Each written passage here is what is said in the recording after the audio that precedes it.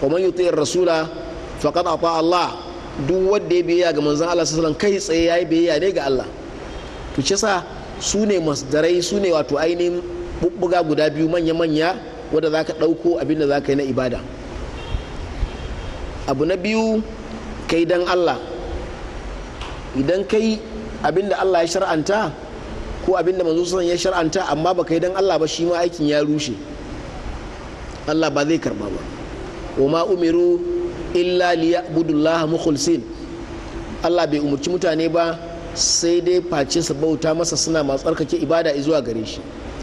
To Allah zai yi sakamako gobe kiyama da mafi kyau, sana ma amilu, mafi kyau bisa abin da suka aikata. Sannan wani ƙari Allah ta'ala ce wa yazidahum min fadlihi, sai kuma Allah ta'ala ya ƙara wa mutane saboda falalarsa, shi mai falala ne da ya ƙara mutane cikin falalan Allah tabaraka wa ta'ala. Shi yasa ba mai shiga aljanna sai idan Allah ta'ala ya rullube shi da rahamarsa, yana cikin wannan falalar. Duk sallan mutum, duk azuminsa, duk zakansa, duk hajjinsa, duk zikiri da yayi na sunna da kuma istighfari da salati ga manzo sallam da karanta qur'ani da kyautata ma yan uwa da iyaye, duk wannan ba iya ba wa mutum matsayi cikin aljanna sai idan Allah ya so cikin falalarsa da rahmar sai lullube mutum, to sai mutum ya shiga aljanna. Saboda zama a cikin aljanna bai haduwa da ayyukan da mutum ya a duniya. Duk da za a ce ma yan aljanna ku shiga bisa abin da kuka aikata, bima kuntum ta'maluna, to amma ba wai kama a ce an biya ka ne ɗaya da ɗaya an biya ba, a'a falala da rahama Allah ta'ala ita kaɗai ka iya kai mutum bayan ya gabatar da sanadi wato dalilin shiga ɗin. In mutum baya dalili to ba zai shiga ba. To Allah zai ƙara musu cikin falalarsa. Wallahu shi Allah ya rizuku, yana azurta man ya sha wadda ya so bi gairi hisab, ba tare da lissafi ba hisabi. In Allah ya so ka yi abin da yake so, to sai Allah ta'ala ya ma arziki. Idan an ce arziki a Najeriya ana nufin kai gida ko a Maitama in Abuja ne kenan, in a Lagos ne ko a wani Angwalaki ko wani waje ne da ake tinkaho da shi, ko a ma wasu motoci masu numfashi, ko a kazanto kana da jirage na musamman naka kana hawan su, wani abu ne na duniya. Shi mutane suka ɗauka arziki ya wuce nan. Arziki wanda ya samu lahira shi arziki, domin wannan arzikin mala'ikan ɗaukar rai yana bayyana za ka manta kayan arziki. Allah ta'ala ya mana da sauki, Allah ta'ala ya azurta mu azurtawa da wato ainihin babu hisabi a kayi. Na'am. We are still in Surah An-Nur, verse 38. We read yesterday that Allah the Most High is light and He is the source of light on this earth. The Prophet ﷺ is light, the Quran is light, and that light pushed the believers and take them to a special house known as Masjid in order to serve Allah subhanahu wa ta'ala. They are not being diverted from worshipping Allah, establishing salat, giving zakat and remembrance of Allah by any form of diversion such as business. So because of this, their submission to Allah, then Allah promises to pay them, to give them a recompense. لِيَجَزِيَهُمُ اللَّهُ أَحْسَنَ مَا عَمِلُوا, that Allah the Most High may reward them with the best of what they did, with the best of what they have been doing. Meaning, what you did in this world as a righteous servant of Allah, Allah will give you not incommensurate to what you did, rather better. Allah will give you better than what you have done. You can see this in so many aspects of worship, the way Allah the Most High allocates reward to an act of worship you dedicate to Him. If you perform any righteous deed sincerely for Allah's sake, your reward will start from 10. And from that 10, it will continue to be multiplied to whatever number Allah the Most High wishes, depending on your sincerity. So also the fasting of Ramadan that we are observing, which is 30 days, attracts reward of 10 months. If you fast Shawwal, 6 days in Shawwal, it attracts the reward of another 2 months.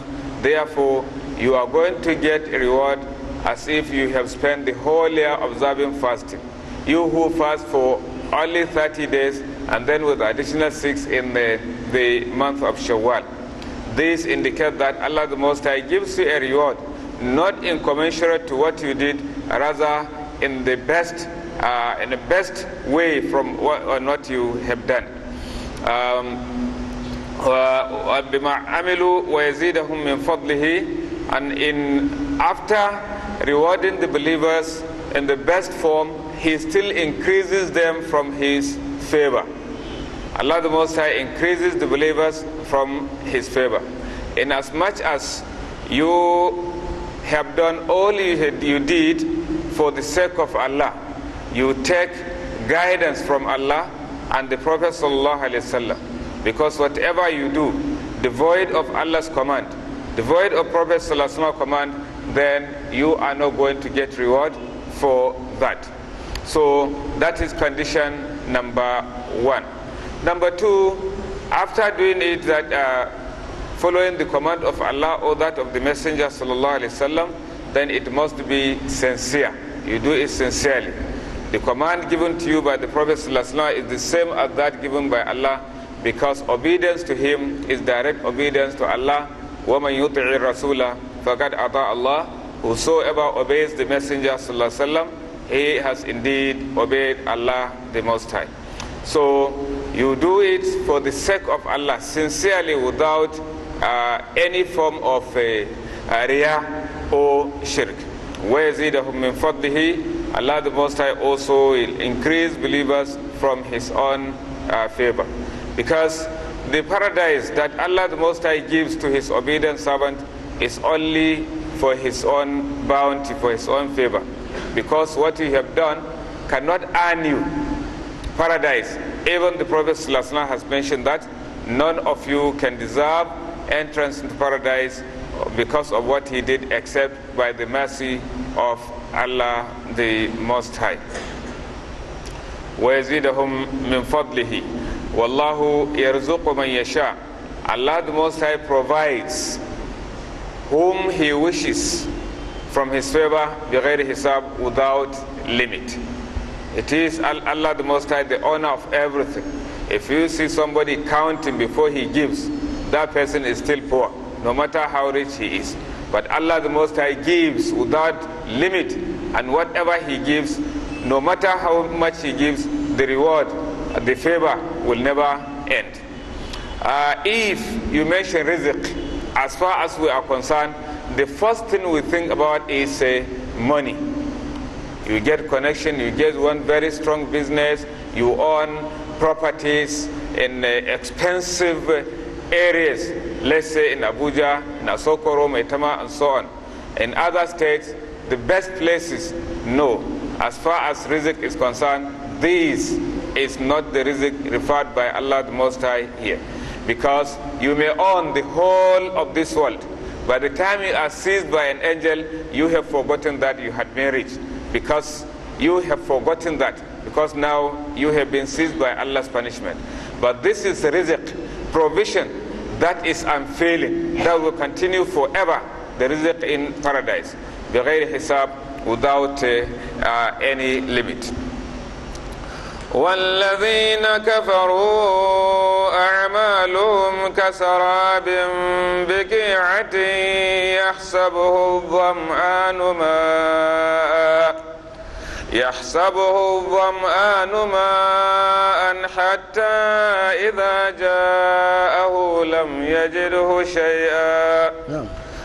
يجده شيئا ووجد الله عنده فوفاه حسابه والله سريع الحساب. To jiya mun ji misali da Allah ta'ala ya buga akan haskensa, ya ɗauke mu tsawon lokaci na bayanin fitila da kwalba da tauraruwa mai haske da kuma man zaituna mai haske, har muka fito da wato ainihin wani irin haske wadda Allah ta'ala ya buga misali da shi, yana ba mu labarin zuciyar mu'mini wadda yake ce da ainihin imani da aikin kwarai.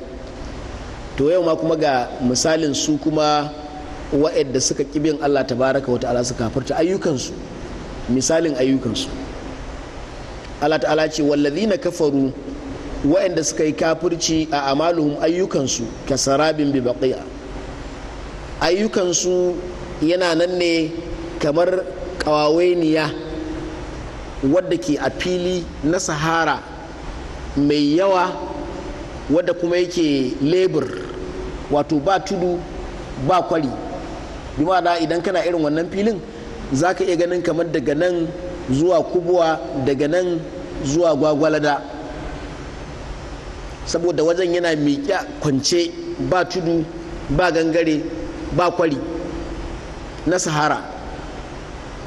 To idan aka yi rana mai yawa za ka iya ganin saboda ranan, saboda kuma yadda yanayin wannan kasan yake, sai ka dinga hangen kamar wani abu ne ruwa a can a kwance a gaba. Da yawa za ga wannan idan kana kan kwalta wadda yake da wato ainihin lebur kuma yake da nisa kuma ana tsannin rana, sai ga wani abu can a kwance gaban kamar ruwa.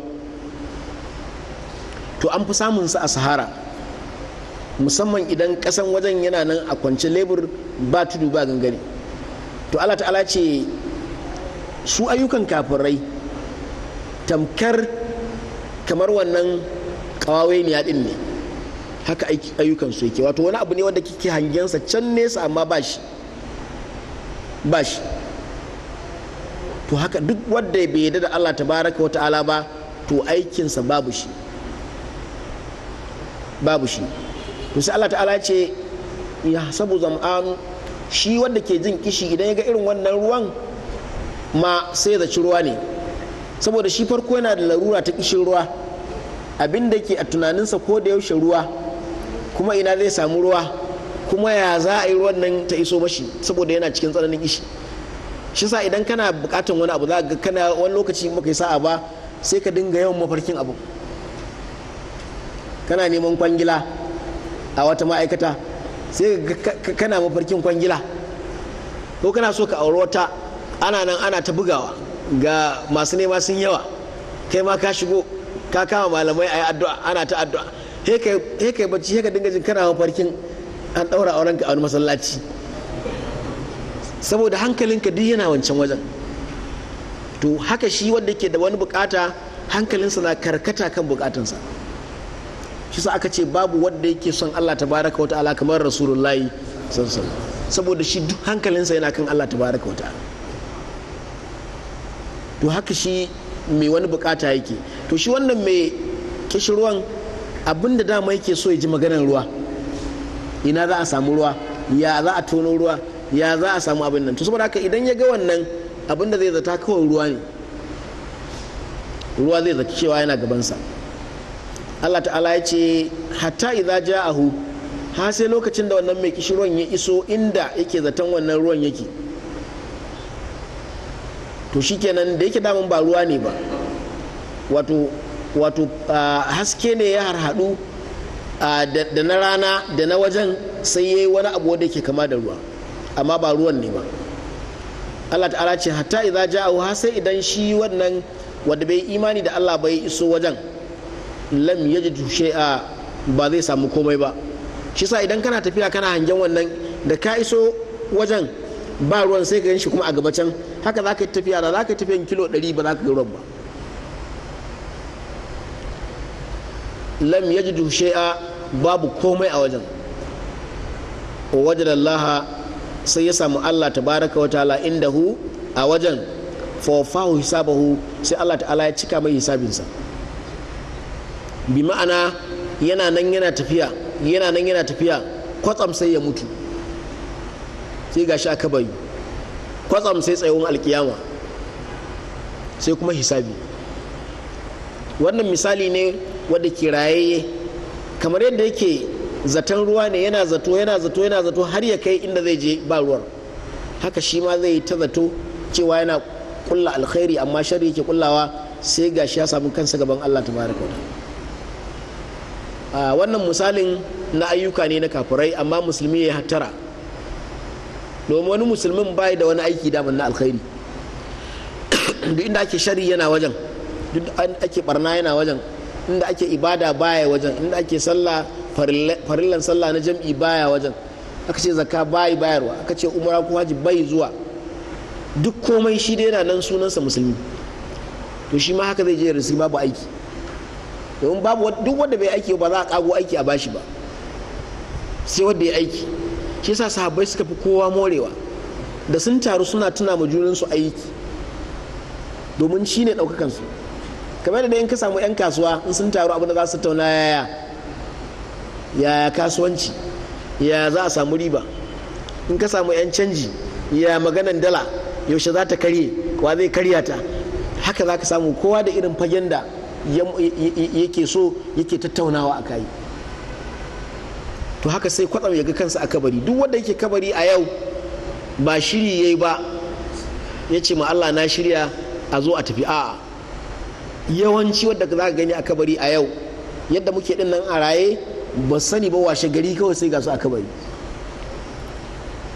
To shi sa mai dabara kullun ya mori dama da yake da shi ta rayuwa.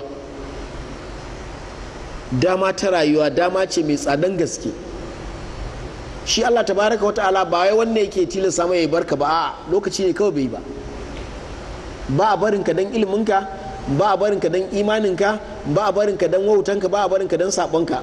Duk abin da ka san dan adam yana yi ba a barin shi dan ita, ana barin shi ne domin lokaci bai yi ba. Saboda haka kowannen mu in ba sa aka yi ba zai samu kansa ne a kabari kwatsam. To waye more wadda yake aiki, yake amfani da dama ta minti ɗaya karka bata ta wuce sai ka more ta na abin da zai amfani ka a lahira. To wa'annan su suka more rayuwa, su suka ba mutuwa shiri. Allah ta'ala ce sai ga Allah a gabansa an zo kiyama. Kaga misalin da aka bayar misali ce na yana zaton har gashi gaban Allah, zato ya kare yanzu, sai hisabi, sai a cika mai ayyukansa. Allah ya sa a cika mana na alkhairi. Wallahu shi Allah sari'ul hisab, Allah mai sauri ne wajen hisabinsa.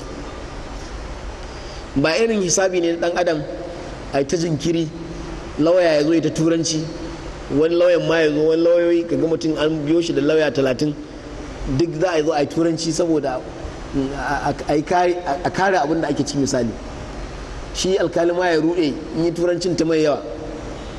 Shi Allah babu shi, ba wannan, kawai kai da kanka za ka karanta littafinka. Ina maganar lauya da kanka, bakinka ma ɗaɗe shi za a ce ya haƙuri yanzu ba ranar maganarsa ba ne, kafa da hannu duk su yi magana aje a nemo shaida ko aje a burkita shaida duk bata taso ba, kai ne shaidan. shi yasa mu kanmu hisabi, mu yi aiki na gari domin a ranar mu samu sauki. Allah ya mana da sauki. والذين كفروا أعمالهم كسراب. Allah the Most High is giving us a description of the deeds, righteous deed of those who disbelieve. It is nothing except like sarab, mirage in a desert. يحسبه الظمآن ماء, which someone who is extremely thirsty thinks that it is water. Mirage is something that looks like water. If you are traveling when it is extremely hot, you will see on the coulter ahead of you like there is a stagnant water. So the same thing, someone who disbelieves in Allah subhanahu wa ta'ala, that is how his deed looks like. By the time someone who is thirsty see water in front of him or ahead of him, he will feel very happy that by the time he reaches that point, he is going to get water that will quench his thirsty. However, by the time he reaches the place, his hope will be dashed, meaning he will not find anything. Therefore, his happiness will turn into sadness. So the righteous deed or the deed of those who disbelieve is as useless as that. It is not going to benefit them, neither in this world or the hereafter. كَسَرَابٍ بِقِيئَةٍ يَحْسَبُهُ الظَّمْآنُ مَاءً is just like a mirage which someone who is thirsty on a journey looks like there is water ahead of him. Therefore, he will be happy and he will have glad tidings that he is going to quench his thirsty with the water he sees ahead of him. حَتَّى إِذَا جَاءَهُ until he reach or he comes at that very point which he saw that mirage which looks like water, لَمْ يَجِدْهُ شَيْئًا, he will find nothing. He will find it as nothing. He will see the place as dry as anything. And ahead of him also he will continue to see that mirage. By the time he reaches that point, he will find nothing. So that is similar, that is the same as the righteous deed performed by an unbeliever, because he did not fulfill the condition of acceptance of that righteous deed, let alone any reward from Allah the Most High. وَوَجَدَ اللَّهَ عِنْدَهُ by the time he reached that point, he will find Allah subhanahu wa ta'ala فَوَفَّاهُ حِسَابًا. Allah the Most High will give him full account of his deed.